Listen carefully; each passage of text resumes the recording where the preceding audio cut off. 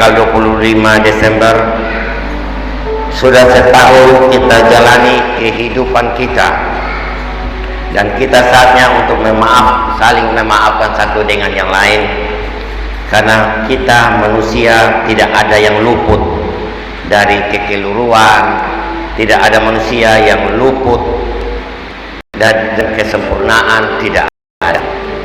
Semua kita harus merenungkan. Saat ini kita ingat-ingat, kita ikuti semua peristiwa-peristiwa dari Januari sampai Desember. Ada banyak hal-hal yang menyakiti sesama kita, terutama menyakiti hati Tuhan. Biar lewat kesempatan ini kita datang di hadapan Tuhan memohon pengampunan salah dan dosa. Marilah kita tidak panjang lagi, saya akan membahas tentang firman Tuhan hari ini. Karena firman Tuhan ini saya berusaha untuk tidak terlalu panjang, karena ada banyak acara anak sekolah minggu sebentar. Mari kita buka bersama-sama di dalam Matius 1 ayat 18 sampai 25. Teks ini, topik ini, bahwa Allah menyelamatkan keluarga, terutama keluarga Kristen. Topik ini diangkat secara nasional oleh PGI, KWI, seluruh Indonesia, berbicara tentang keluarga. Allah mempersatukan, Allah mendamaikan, Allah memulihkan keluarga-keluarga anak-anak Tuhan. Karena Tuhan, di mata Tuhan sangat-sangat penting keluarga. Oleh karena itu Tuhan ambil topik ini. Saya mohon secara pribadi, biarlah kesempatan ini kita jangan lalukan begitu saja. Kalau bisa dan memungkinkan, kita tanggapi, responi akan topik ini, karena ini sudah didoakan seluruh Indonesia, gereja kecil maupun gereja besar. Jangan kita lalukan kesempatan ini untuk keluarga kita dipulihkan. Kalau bukan sekarang, kapan lagi untuk kita mau dipulihkan? Karena lewat keluarga nama Tuhan akan dipuji dan dipermuliakan. Lewat keluarga yang dibentuk ini adalah wadah yang paling terkecil, tempat Allah memberkati, tempat Allah memberikan uang kepada kita, memberikan berkat kepada kita, baik anak cucu kita untuk kehidupan ke depan. Sehingga kita ibadah itu tidak kosong, tidak pulang dari ibadah secara seremonial, tapi ibadah itu betul-betul mengandung janji-janji Tuhan. Saya datang di tempat ini, saya mau Tuhan Engkau urapi saya, dan saya kembali sebentar, pasti ada sesuatu yang diubahkan.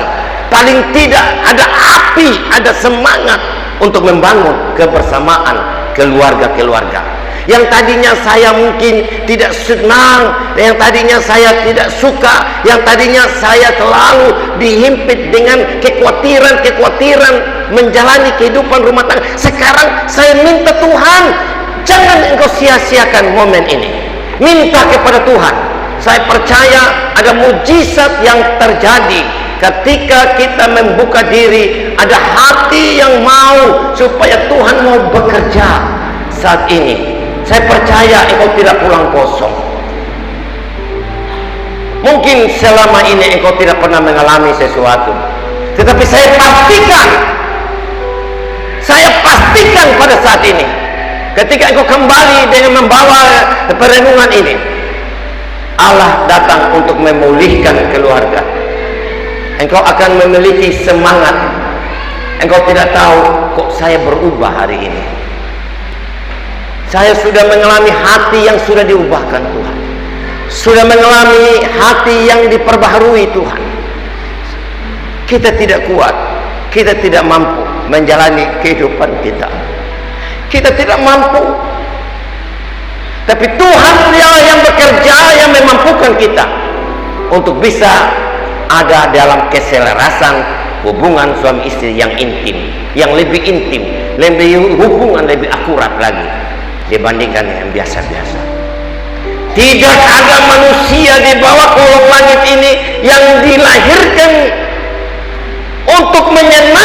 kehidupan kita.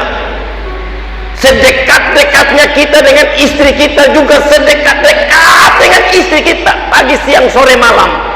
Dekat. Masuk keluar ruangan, masuk di dapur, masuk di kamar. Ada foto terus dalam rumah tiap hari. Tetapi tidak menjamin tanpa kasih Kristus yang melandasi. Kasih Kristus sajalah yang melandasi hubungan suami istri yang bisa dapat dipersatukan. Siapapun dia di bawah kolong langit ini, siapapun dia yang ada di bumi ini, jangan mengharapkan saya kawin untuk saya dapatkan kebahagiaan. Kalau di luar Tuhan, sering ia mengalami kekecewaan kalau dia menganggap saya bahagia tanpa Tuhan. Sering dia mengalami kekecewaan karena justru manusia diperhadapkan dengan polemik hidup jauh dari sari makna kebahagiaan itu sendiri. Perlu kita camkan baik-baik bahwa hidup ini bukan mimpi yang indah-indah, tapi suatu realita yang di dalamnya mengandung beragam persoalan. Sudah ada ini, sudah ada uang balik ini, sudah ada uang beli ini, masih ada kekurangan.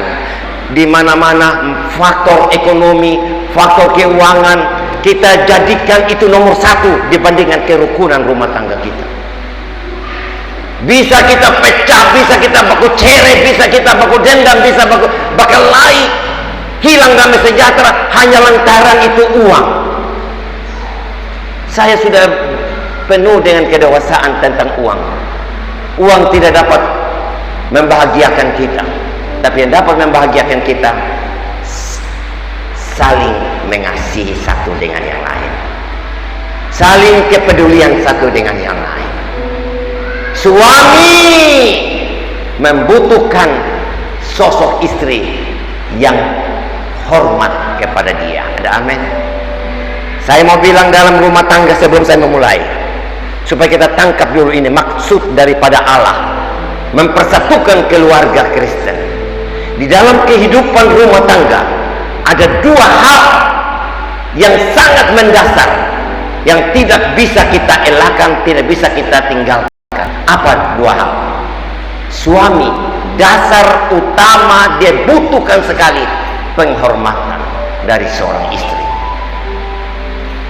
Kalau di luar sana ada suami yang salah di tengah-tengah teman-temannya di luar, kau datang, kau ancar dia, kau mengamuk dia, saya percaya pulang pasti cerai, pulang pasti berkelahi, pulang pasti ini, itu dan itu. Karena suami dasar utama dia membutuhkan penghormatan.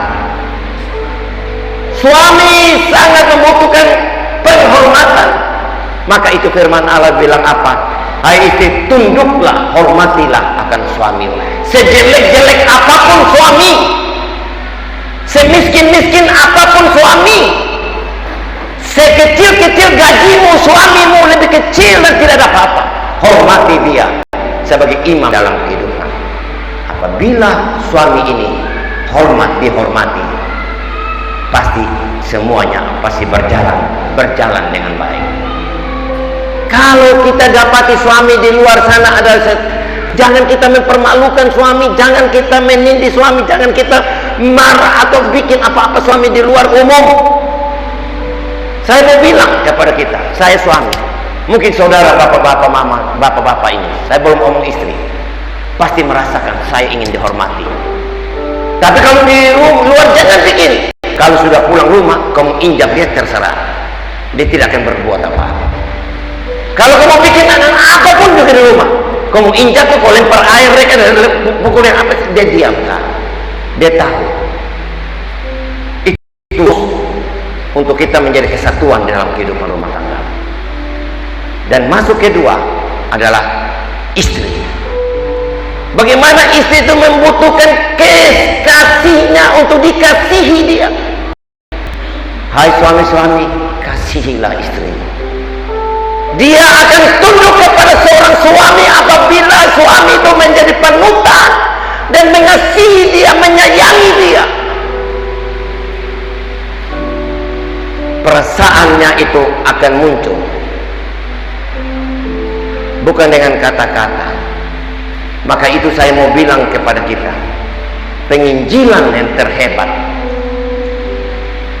penginjilan engkau menangkan tetangga, menangkan umat-umat Tuhan, bukan di atas mimbar ini, bukan engkau pintar bicara.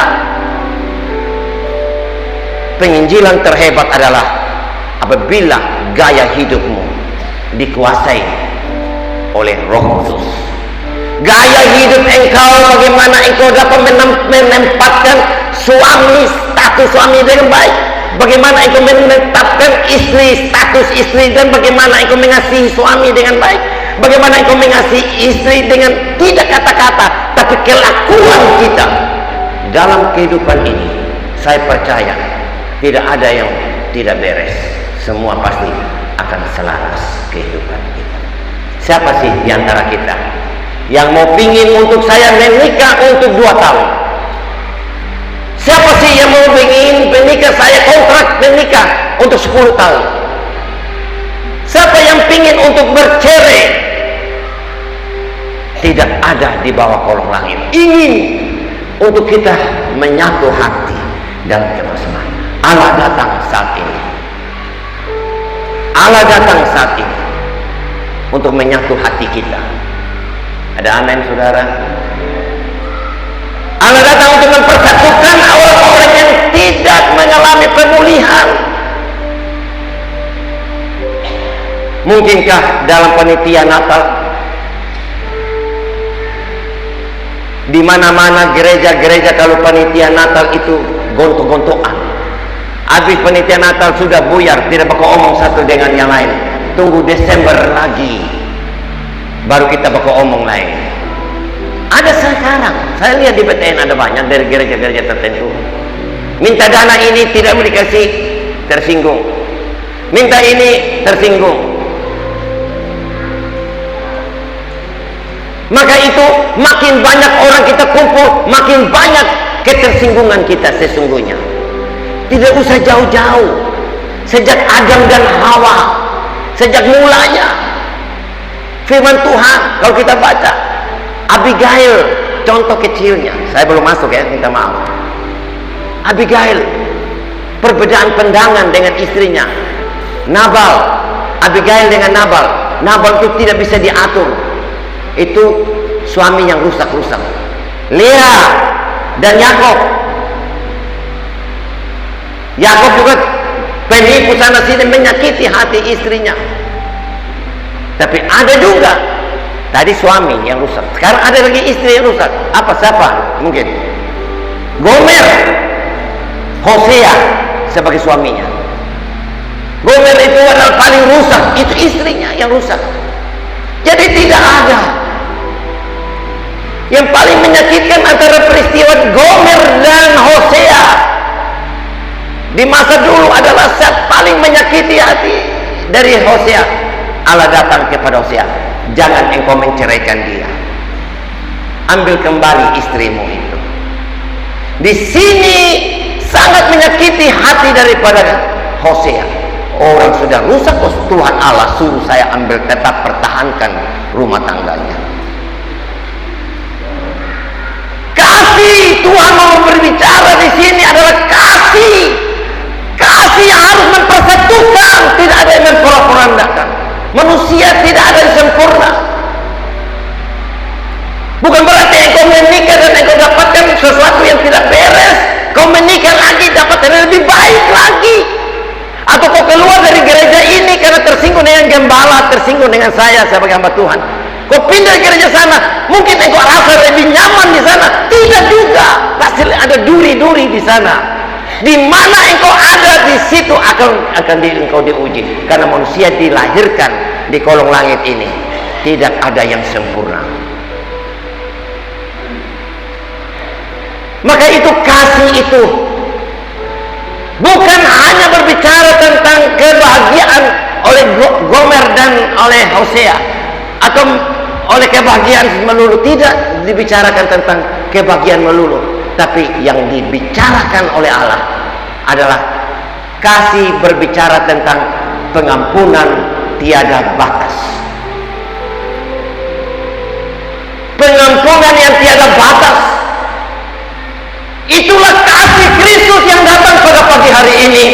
di mana kita diingatkan dengan peristiwa Matius ini,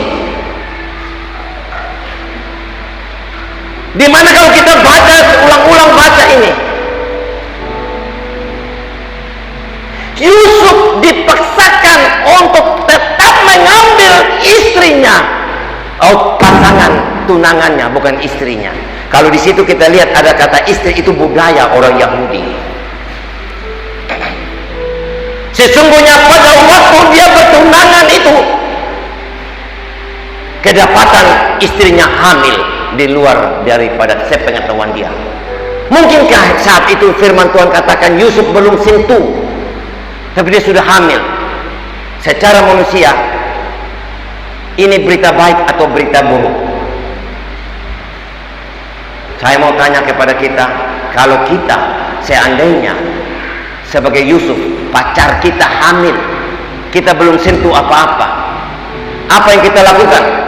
Jujur.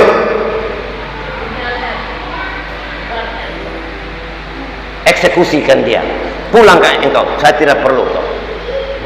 Tapi di sini Allah mengajarkan bagaimana engkau dapat menerima. Karena kasih itu tidak berbicara tentang kebahagiaan melulu. Kasih itu berbicara tentang apa? Pengampunan tiada batas. Kalau ada pengampunan, pasti ada penerimaan. Ada amin. Itu sudah konsekuensi yang logis. Bagaimana engkau dapat menerima kekurangan orang itu? Bagaimana engkau dapat menerima istrimu itu yang kekurangan, mungkin ada hal-hal yang terlalu cerewet? Bagaimana engkau dapat menerima istri yang terlalu boros? Dengan firman Allah datang di tempat ini, aktif beribadah, bukan secara rutinitas. Maka itu ibadah ini di tempat ini bukan secara rutinitas. Ibadah di sini bukan secara seremonial. Habis kata ibadah pulang, Tuhan akan merubah kita. Tidak mungkin. Bagaimana engkau merubah hatimu, menerima Kristus yang telah lahir di bumi ini? Itu Natalan setiap hari, Bapa dan Mama. Bagaimana engkau dapat menerima Kristus yang ada dalam hati kita?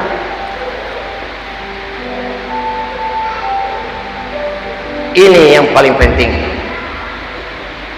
Bagaimana engkau merasa haus dan lapar akan kebenaran firman? Bagaimana engkau dapat menikmati di dalam hadirat Tuhan? No. Engkau susah menikmati hadirat Tuhan tanpa hatimu belum diubahkan oleh Tuhan. Tanpa hatimu belum diubahkan oleh Tuhan. Tanpa hati engkau belum merubah sistem yang Tuhan bangun dalam hidup engkau.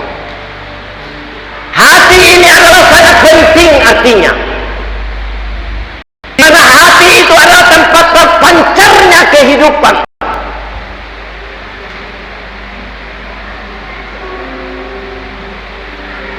Kalau ada hati yang sudah dipulihkan, mengalami hati yang dipulihkan, hati mengalami transformasi, ada hati yang sudah diubahkan.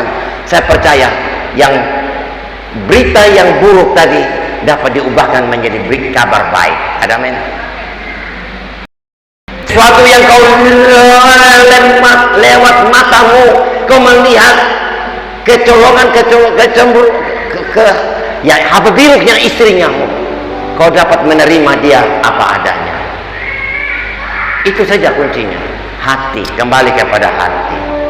Bicara tentang hati banyak sekali, tapi saya tidak perpanjangkan. Mari kita baca firman Tuhan. Ayat 18. Kelahiran Yesus Kristus adalah seperti berikut. Pada waktu Maria ibunya bertunangan dengan Yusuf, ternyata ia mengandung dari Roh Kudus sebelum mereka hidup sebagai suami istri. Sebelum mereka hidup. Karena Yusuf suaminya seorang yang tulus hati dan tidak mau mencemarkan nama istrinya di muka umum. Ia bermaksud menceraikan dengan diam-diam. Tetapi ketika ia mempertimbangkan maksud itu, malaikat Tuhan nampak kepadanya dalam mimpi dan berkata, Yusuf anak Daud, janganlah engkau takut mengambil Maria sebagai istrimu, sebab anak yang dikandung itu adalah dari Roh Kudus. Ayat 21, ia akan melahirkan anak laki-laki dan engkau akan menamakan dia Yesus, karena dialah yang akan menyelamatkan umatnya dari dosa-dosa mereka. Ayat 23, ayat 22, hal itu terjadi supaya genaplah yang difirmankan Tuhan oleh Nabi. Sesungguhnya anak darah itu akan mengandung dan melahirkan seorang anak laki-laki, dan mereka akan menamakan dia Immanuel. Sesudah bangun dari tidurnya, Yusuf berbuat seperti yang diperintahkan malaikat Tuhan itu kepadanya, mengambil Maria sebagai istrinya, tapi tidak bersetubuh dengan dia sampai ia melahirkan anak. Sampai ia melahirkan